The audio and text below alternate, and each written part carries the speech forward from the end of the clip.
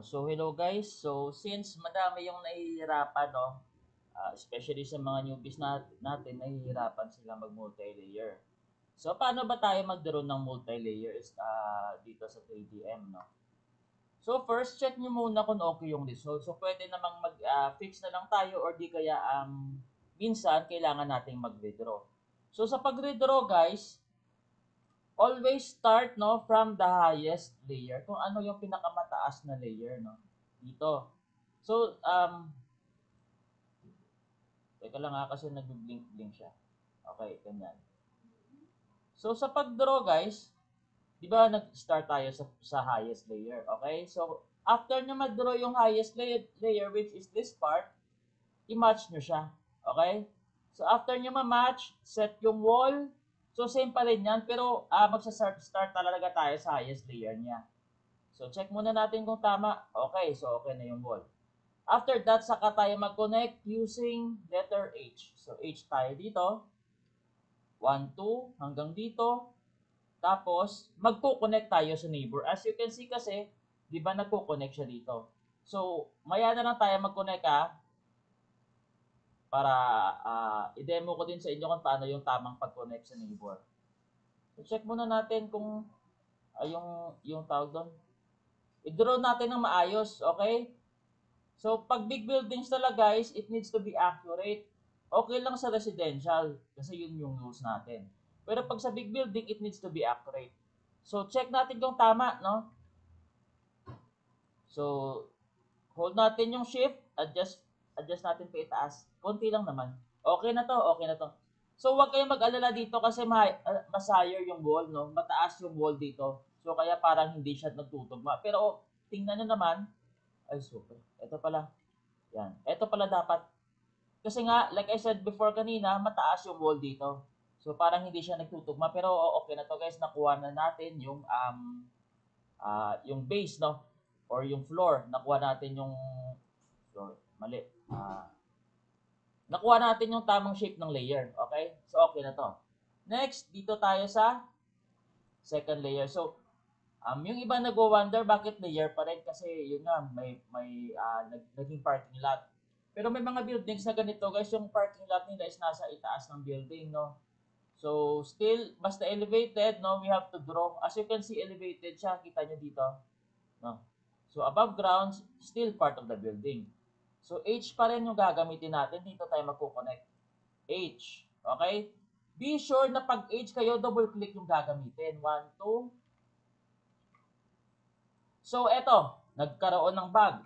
So, there are times, guys, na pag H nyo, nawawala yung green dash line. Okay, di ba? Nawala yung green dash line. So, ano yung nagkukos ito? Actually, hindi ko alam.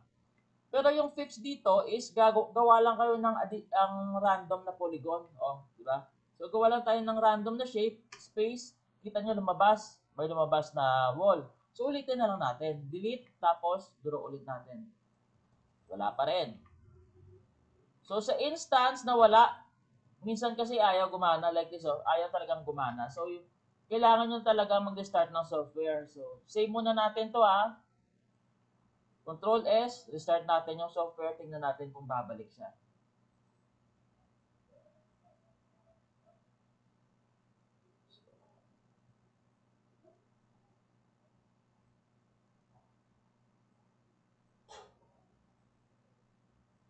Okay, so check ulit natin kung bumalik yung green dash line.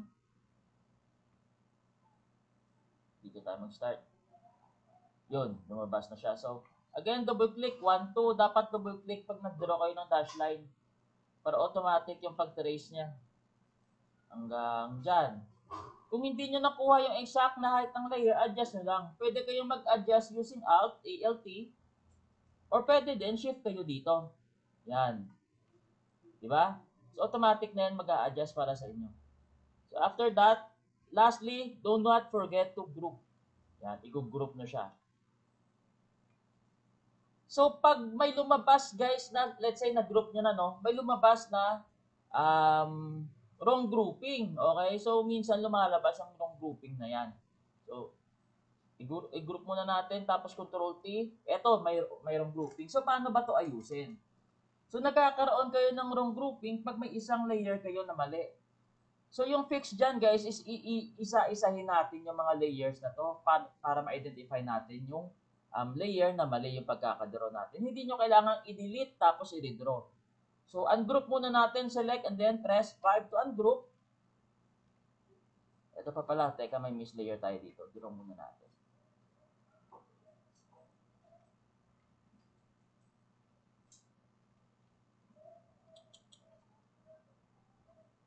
Okay.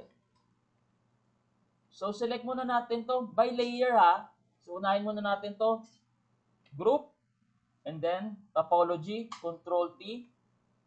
Pagtapos ng topology, walang error. Okay, so isasama na natin to. So, again, group, control T, wala pa rin. Okay, and then ito, group, and then control T, yun, lumabas. Okay? Pag lumabas to, meaning mali yung pagkakadraw natin dito. So, yung gagawin natin is to redraw na lang the, tawag doon, the layer, okay? So, pag big buildings, guys, very useful yung technique na ito, especially pag big buildings yung dinodraw nyo. Para at least, especially pag big layer, no? Pag big layer, pagka-draw nyo, group, tapos i-topology nyo agad para ma-identify if tama yung pagkakadraw ninyo. So, ulitin lang natin yung pagkakadraw ng layer. Hanggang dito. Again, I'm using H2 lang guys. Wala nang ibang tool. And then lastly, do not forget to group. Adjust muna natin yung layer.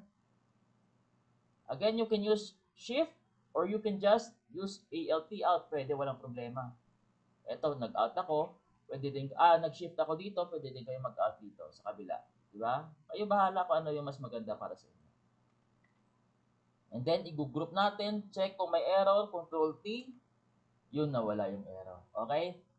And also, paano tayo mag-connect dito? So, press natin yung L. As you can see, meron tayong gap, which is hindi pwede. So, especially pag big buildings like this one, kita nyo naman no, sa image.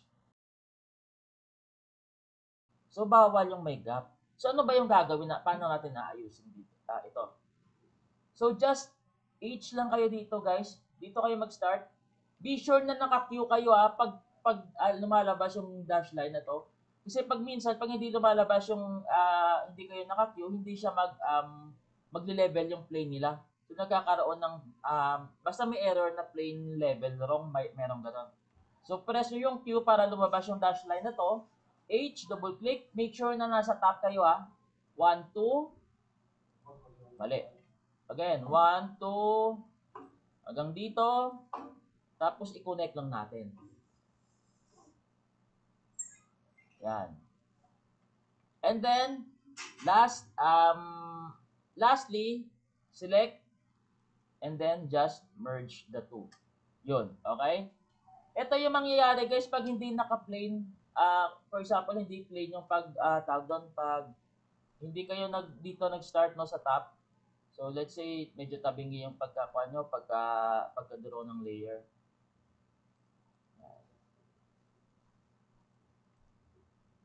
Ay, sorry, group. Hindi nyo yan mag-merge. Ito yung magiging error. Planes not aligned. Meaning, magkaiba yung height nila. Okay, so dapat, you have to be sure na dito kayo magsa-start talaga sa top. Hanggang dito. Ay, mali. Yan. And then, lastly, do not forget to merge the layers. Kasi hindi naman pwedeng may putol dito, di ba? Wala namang putol yung roof eh. So, ba't magkakaroon ng putol? So, yan. And then, group na lang lahat. Topology natin, kung may error, wala. Press L, kung may gap, wala. And then, you are good to submit na. Okay? So, hopefully guys, makatulong to. Salamat.